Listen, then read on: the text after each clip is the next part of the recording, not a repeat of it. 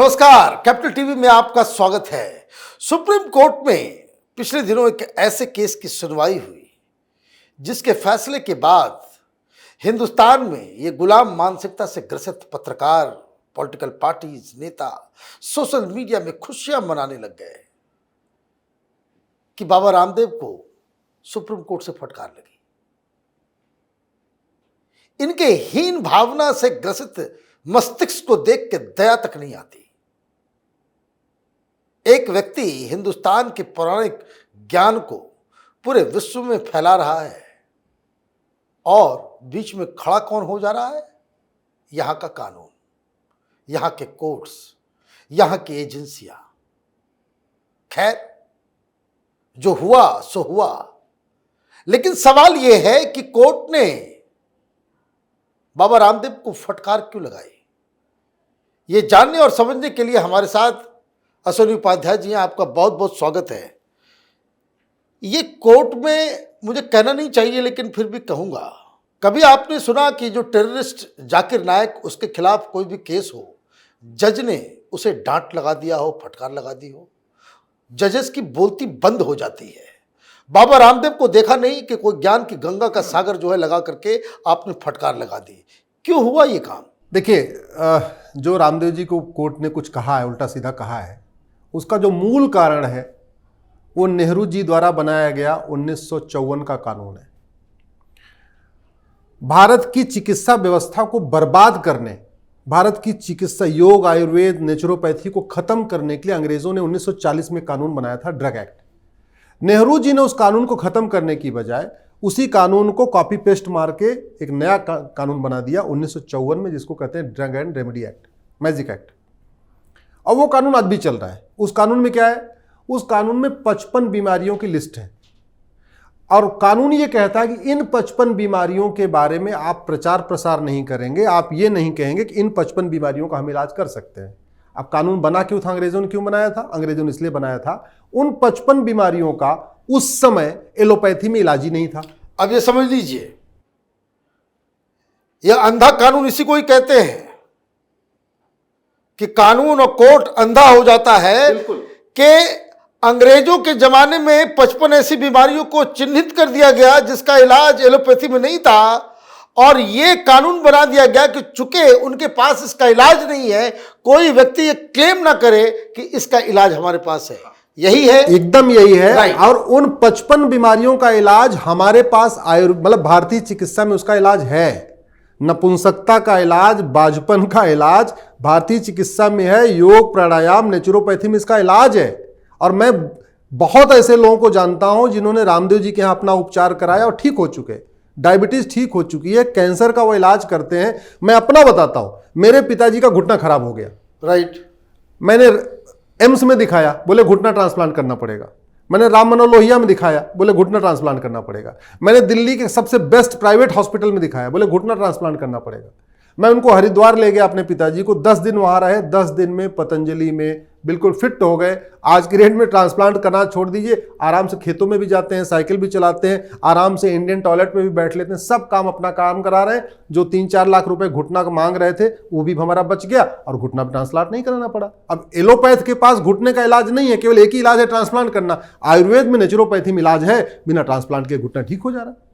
इसलिए मैं कह रहा हूं, तो अंग्रेजों ने जो कानून बनाया था वो उसका पर्पज ये था कि जिन बीमारियों का इलाज हमारी चरक संहिता में है, सुश्रुत संहिता में है, वाग्भट जी ने लिखा है, महर्षि आचार्य माधवकर ने लिखा है, आचार्य सारंगधर ने लिखा है, आचार्य भाव प्रकाश ने लिखा है, ये हमारे ऋषि मुनि हैं। इनका नाम शायद आपको भी लग रहा होगा मैं किसका नाम ले रहा हूं। दुर्भाग्य देखिए, हम बाबर, हुमायूं, तुगलक, गजनी, गोरी के बारे में पढ़ते हैं, लेकिन हम चरक के बारे में नहीं पढ़ते, सुश्रुत के बारे में नहीं पढ़ते, माधवकर के बारे में नहीं पढ़ते, भाव प्रकाश के बारे में नहीं पढ़ते, सारंगधर के बारे में नहीं पढ़ते। इनके बारे में पढ़ाया नहीं जाता। दिल्ली में सफदरजंग के नाम पे हॉस्पिटल है, जबकि सफदरजंग डॉक्टर नहीं था, लेकिन दिल्ली में चरक, सुश्रुत, माधवकर, भाव प्रकाश, पतंजलि के नाम पे हॉस्पिटल नहीं है। ये दुर्भाग्य देखिए हमारा। तो वो कानून ये कहता है कि इन 55 बीमारियों का आप क्लेम नहीं करेंगे, हम ठीक कर देंगे। रामदेव जी उन 55 बीमारियों को योग के माध्यम से, नेचुरोपैथी के माध्यम से, प्राणायाम के माध्यम से, आयुर्वेद के माध्यम से उसको ठीक कर रहे हैं। वो ठीक कर रहे हैं तो वो क्लेम भी करते हैं, भाई मैं ठीक कर रहा हूं। अब वो जब क्लेम करते हैं तो ये जो दूसरी वाली लॉबी है, एलोपैथ वाली लॉबी, फार्मा लॉबी, वो उनके खिलाफ लगातार जो अरबों खरबों रुपए खर्च करती है, जहां तहां पैसे दिल्ली में बांटती रहती है। बड़ा सिस्टम उन्होंने पूरा बहुत फिट सिस्टम है, फिट सिस्टम है। वो सेक्रेटरी को भी फिट कर लेते हैं, हेल्थ मिनिस्टर को भी फिट कर लेते हैं, ऐसा कोई है बचा ही नहीं जिसको फिट नहीं कर सकते। इसलिए वो शिकायत करते हैं, पूरे देश भर में रामदेव जी के खिलाफ कंप्लेन कराते हैं। ये मामला हाई कोर्ट गया, हाई कोर्ट में फिर सुप्रीम कोर्ट आ गया। अच्छा, बड़ी मुझे आश्चर्य हुआ, जनरली जब कोई मामला हाई कोर्ट में चलता है सुप्रीम कोर्ट सुनता नहीं है, लेकिन इस मामले में जब मेरी रामदेव जी से बात हुई है, अभी मैं कल ही उनके साथ में था, मैंने पूछा कि मामला सुप्रीम कोर्ट पहुंचा कैसे, हाई कोर्ट में क्या डिसमिस हो गया? बोले नहीं, हाई कोर्ट में भी चल रहा है। इसके बाद भी लोग छलांग लगा के सुप्रीम कोर्ट आ गए और सुप्रीम कोर्ट ने कमेंट भी पास कर दिया। ऑर्डर में कुछ नहीं लिखा, लेकिन ओरली अखबार में छपवाने के लिए तो इतना मसाला दे दिया कि फटकार लगी, बदनाम करने के लिए। इसलिए मैं कह रहा हूं कि ये जो कुकर्म था, अंग्रेजों का कुकर्म, उसको नेहरू जी ने ठीक करने के बजाय उसको कंटिन्यू कर दिया। तो आज जो रामदेव जी को फटकार लगी है, उसका मूल कारण है 1954 का नेहरू जी का कानून, जिसमें हमारी चरक संहिता या हमारी जो भारतीय चिकित्सा में जिन बीमारियों का इलाज है वो इसमें बैन किया गया है। इसलिए अब समय आ गया है मनीष जी, मैंने एक पीआईएल भी फाइल किया है। इनफैक्ट मैंने अभी हमारी 3 पीआईएल इस पे एडमिट हो गई है। एक पीआईएल मैंने फाइल किया है इंटीग्रेटेड हेल्थ केयर सिस्टम पे। राइट। उसमें हमने ये कहा है कि आप आईआईटी से इंजीनियरिंग करो, चाहे इलेक्ट्रिकल से करो, चाहे मैकेनिकल से करो, चाहे सिविल से करो, चाहे कंप्यूटर साइंस, कोई सी ब्रांच से इंजीनियरिंग करो, फर्स्ट ईयर आपका कॉमन होता है। फर्स्ट ईयर में आपको सबको एक ही चीज पढ़नी पड़ती है। आप एमबीए करो, एचआर से करो, फाइनेंस से करो या मार्केटिंग से करो, किसी से एमबीए से करो, आपका फर्स्ट ईयर कॉमन होता है। राइट। हम लोग लॉ करते हैं, हम अभी तो 3 साल पहले 3 साल का था, 5 साल का हो गया। शुरू का 2 साल लॉ सबका कॉमन होता है, बाद में आपको क्रिमिनल में जाना, क्रिमिनल में जाओ, कॉर्पोरेट में जाना, जिसमें भी जाना जाओ। लेकिन दुर्भाग्यवश मेडिकल के फील्ड में ये नहीं आया है। तो आज की डेट में जो एलोपैथ के डॉक्टर हैं वो पढ़ते ही नहीं है। चरक को, सुश्रुत को, बागभट को, माधवकर को, सारंगधर को पढ़ाया ही नहीं जाता।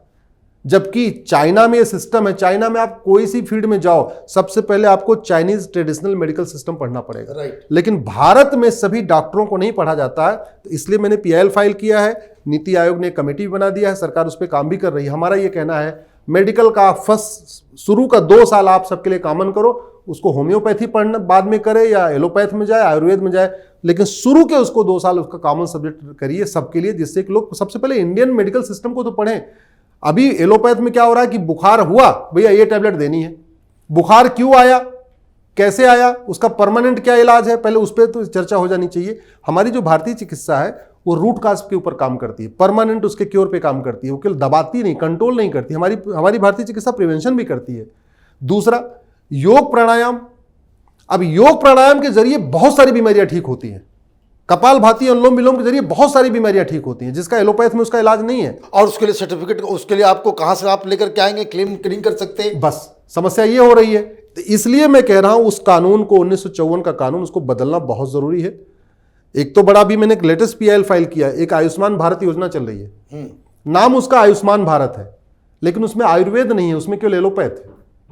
मतलब नाम आयुष्मान भारत, उसमें आयुष में ट्रीट नहीं होता, केवल एलोपैथी का ट्रीट। जैसे आपके पास मान लीजिए आयुष्मान कार्ड है, 5 लाख रुपए उसमें ट्रीटमेंट करा सकते हैं।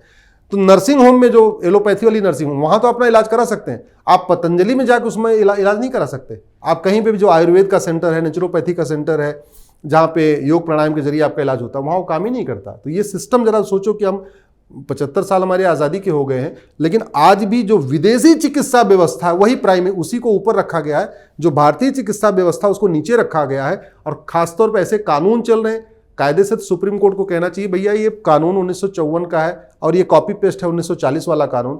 सरकार को कहना चाहिए थे काम करो, ये देखो ये क्या है, ये कैसे है, इसको बदलने की जरूरत है। दुनिया के कई देशों में 25 साल के बाद कानून बदल दिया जाता है, नियम है। 25 साल से पुराना कानून रखते ही नहीं है। दुनिया के कुछ देशों में तो ऐसा है कि सुप्रीम कोर्ट का जो जजमेंट होता है वो 25 साल से पुराने जजमेंट को कंसिडर ही नहीं करते। जो लेटेस्ट जजमेंट है उसको कंसिडर करते हैं, पुराने जजमेंट को छोड़ते चले जाते हैं। हमारे देश में आप देखो अंग्रेजी के कानून, एक इंटरेस्टिंग मैं आपको घटना बताऊं, अंग्रेज कानून बनाते कैसे थे। तो किसी ने बता दिया कि यहाँ पे नागा हिल्स में संजीवनी बूटी मिलती है। अंग्रेजों ने कानून बना दिया बंगाल फ्रंटियर रेगुलेशन एक्ट 1873 में, और ये बोल दिया अब इस नागा हिल्स पे कोई आएगा नहीं, जो आएगा उसको इनर लाइन परमिट लेना पड़ेगा, नहीं पास लेना पड़ेगा 200 साल तक जीने के लिए। और वो बंगाल फ्रंटियर जो रेगुलेशन है वो आज भी चल रहा है। आज भी आप नागालैंड में जाओगे तो आपको परमिट लेना पड़ेगा, अंग्रेजों का कानून। और लाया किस लिए गया था किसी ने बताया संजीवनी बूटी है, तुम्हें मिल जाएगी, इसलिए बाहर के लोग आएंगे ले जाएंगे, इससे अच्छा इसको बंद कर दो, इस एरिया को कॉटन ऑफ कर दो, परमिट सिस्टम है लागू कर दो। तो ये अंग्रेज कानून के नाम पे मजाक चल रहा है, न्याय के नाम पे मजाक चल रहा है। मुझे तो आश्चर्य तब होता है कि चलो आम जनता कानूनों को नहीं समझ पाती, घटिया कानूनों को, उसका इफेक्ट क्या आ रहा है, सांसद विधायक भी नहीं इस फील्ड के हैं, लेकिन कम से कम जज, हाई कोर्ट के जज, सुप्रीम कोर्ट के जज, जो दिन और रात केवल कानून ही कानून पढ़ते हैं, कानून को ही सुनते हैं, कानून ही कहते हैं जज का काम है कानून सुनना, कानून को देखना, कानून पढ़ना, कानून खाना, कानून पीना, वो लोग भी कम से कम ऐसे चीजों पे भाई देखो ये कानून गलत है, चलो सुप्रीम कोर्ट कानून नहीं बना सकता, लेकिन सरकार को तो कह सकते भैया ये इतना पुराना कानून अंग्रेजों वाला, इसको बदल दो, इसको हटाओ। अब उल्टा हो रहा है, उस कानून की आड़ में एक पार्टी आ रही है तो उस कानून की आड़ में फटकार लगा दे रहे हैं, ये बिल्कुल गलत है। फटकार नहीं लगा रहे हैं। देखिए, आप बता रहे हैं भाई कानून और इसकी दिक्कत है, मुझे लगता है कि ये बीमारी जो है ना इधर है, ये गुलामी मानसिकता से ग्रसित लोग, स्टॉकहोम सिंड्रोम जिसको कहते हैं, ये जो है वो इस देश को किल किए जा रहा है। मैं तो ये साफ साफ कहता हूं, स्टॉकहोम सिंड्रोम इसको क्या कहते हैं। आपको बाबा रामदेव नजर आ गए तो आपने ये काम कर दिया?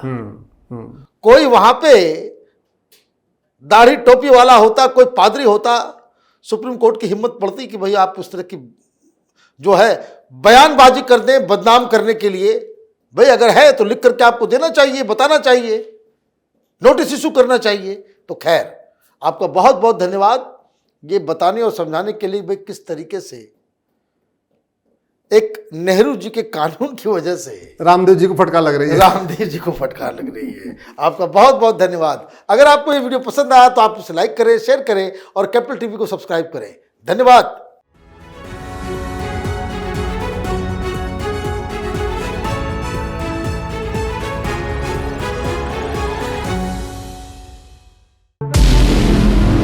हमारे व्रत, हमारी परीक्षा, लक्ष्य तक पहुंचने की हमारी संयमित प्रतीक्षा।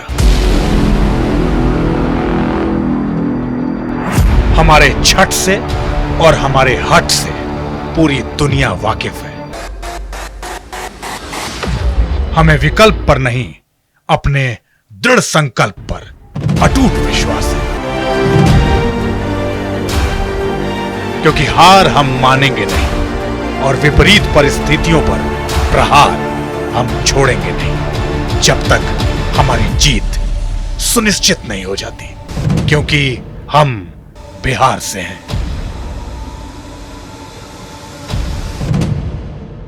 कैपिटल टीवी पर मैं अमित प्रकाश लेकर आ रहा हूं बिहार पर एक ब्रांड न्यू स्पेशल शो, हम बिहार से हैं।